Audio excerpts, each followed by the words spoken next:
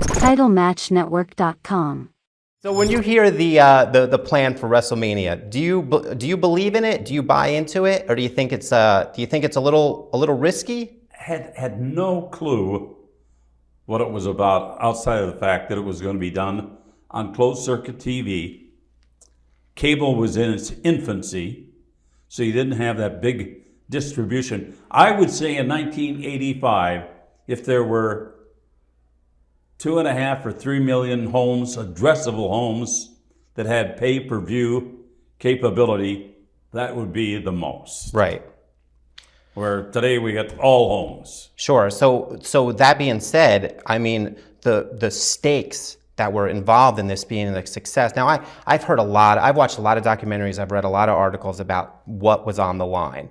Now, I've heard that if it did fail, the WWF would go out of business. Now, I have a hard time believing that. Was there that much on the line? Would the company have went out of business if it failed? Absolutely. Wow. Because they were operating on a very thin budget. Right. Back then, but you take a look at what we threw together, and it wasn't very sophisticated. It wasn't the, attractive vignettes that you see now when they're bringing somebody into the territory. But I did it with guys like Billy Martin, Muhammad Ali, Liberace. Sure. The Radio City Rockettes. Where the hell do you think they would have ever been at halftime at the Super Bowl? Right. Now we got Lady Gaga. Yeah. By the way, I found her in the trunk of my car the next day. What? Yes. I know where she jumped.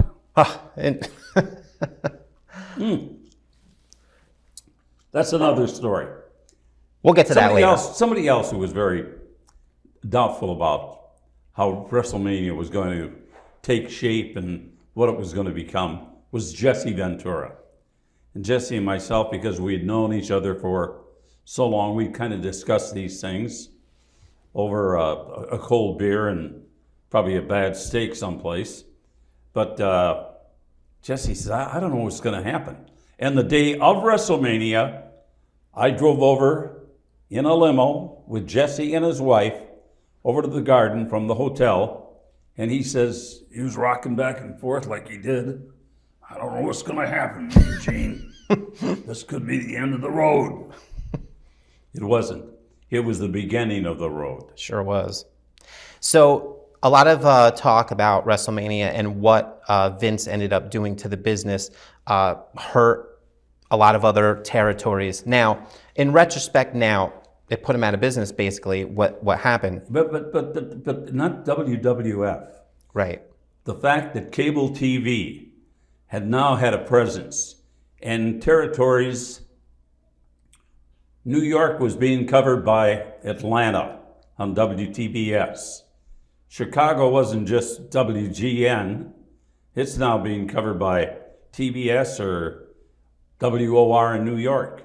Right. That's where the wrestling was. Sure.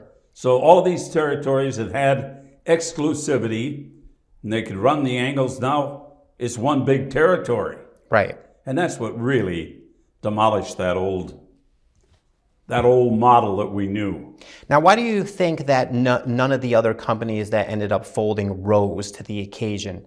I think like the battle plan at the time could have handled two companies. When the WWF rose, nobody seemed to be able to compete with what Vince was doing. Was it the fact that he was such a visionary, or was it the fact that the other people were so dated in their ways? I think it's a little bit of both. Okay. I'm going to give the devil its due, because these old-time guys, they didn't want to change too much.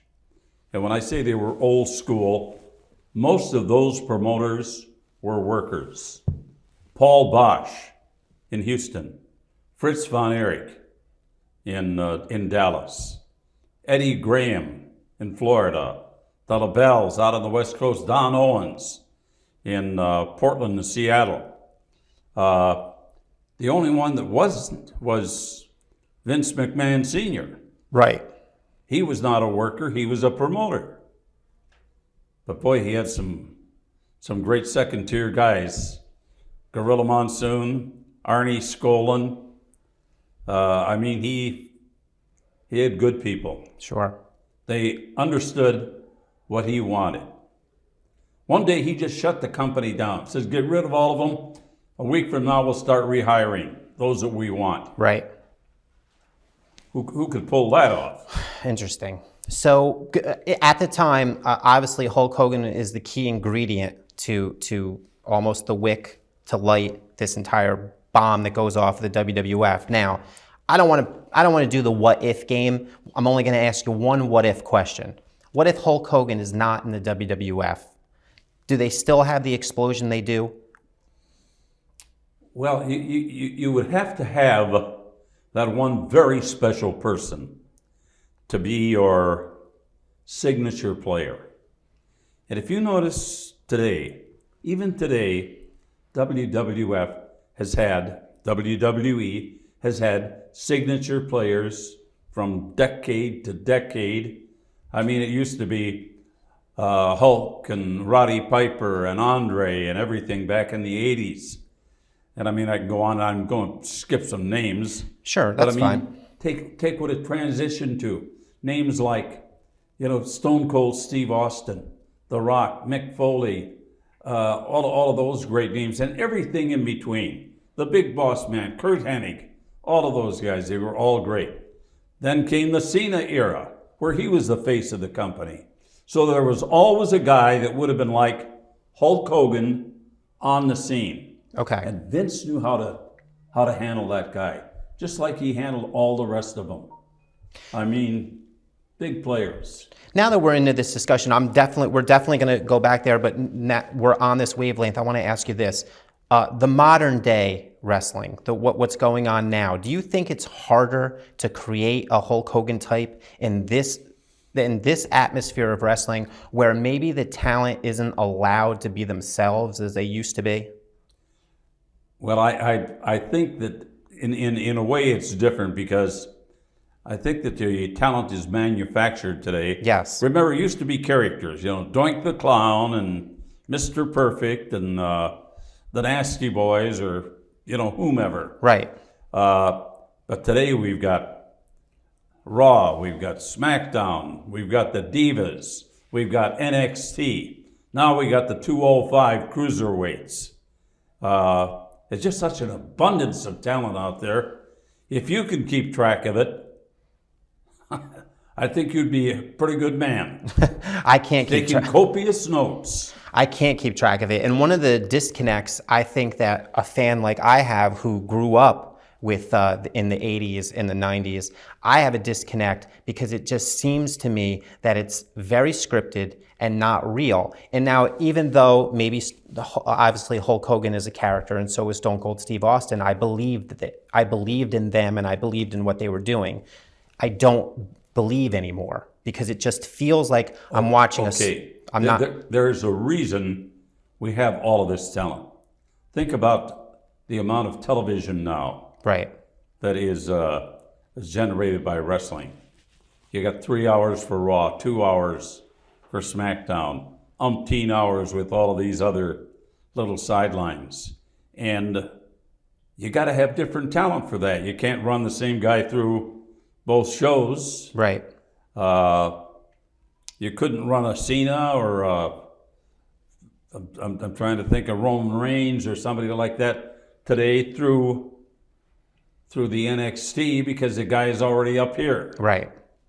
And it's kind of acknowledged that NXT is kind of the starting league. Sure. It's it's spring practice. Right. It's like the minor league baseball. But very good. Yeah, for sure. The guys are hell of a workers, but there's a lot that goes into the work. You got to be able to talk, communicate. You got to be able to tell stories, animated. Right. Do you think you'd have a harder time if you were in doing what you did in the 80s now, working with the talent as scripted as wrestling is now? No, I had an easier time, because I could control the content of an interview. Right. Today it's all little vignettes.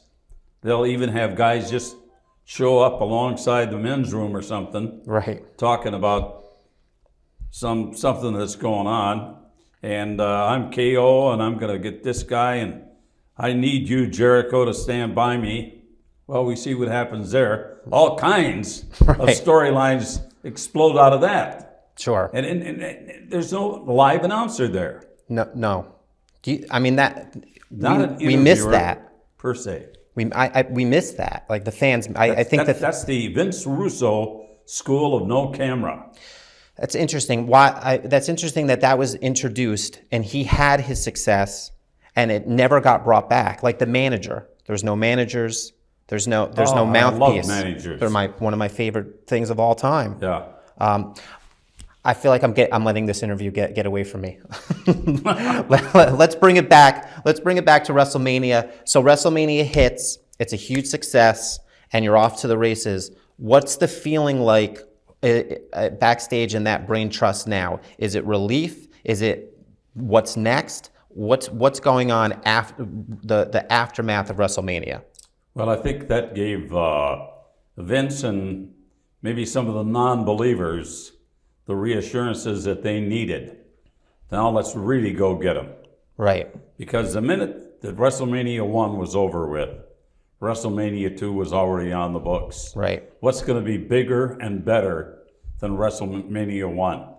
It was going to be Long Island at the Nassau County Coliseum, at the Rosemont Horizon in Chicago, and at the Sports Center in LA. We'll have 3 venues. We'll have all kinds of celebrities, and we'll have all of the stars.